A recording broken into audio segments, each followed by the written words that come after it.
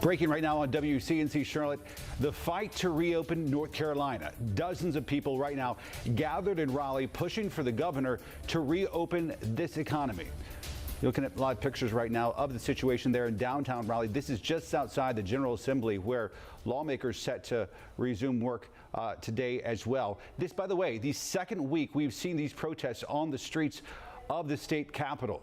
Organizers say they plan to come back every Tuesday until the state is back open.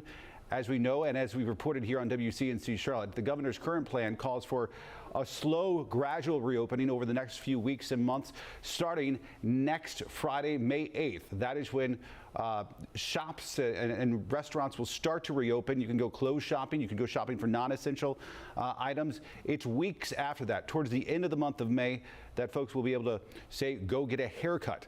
Gyms will start to reopen. And not until the month of July, maybe late June, when crowds will be allowed to gather at bars and restaurants. So we're talking about a long-term plan here the governor's laid out. And the folks you see in some of this video, the protesters, say, no, sir, that is not what we want. You can see some of them there.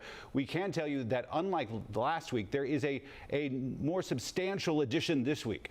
Healthcare workers holding the line there, protesting to keep the state closed, serving as counter-protesters to the ones that are there right now.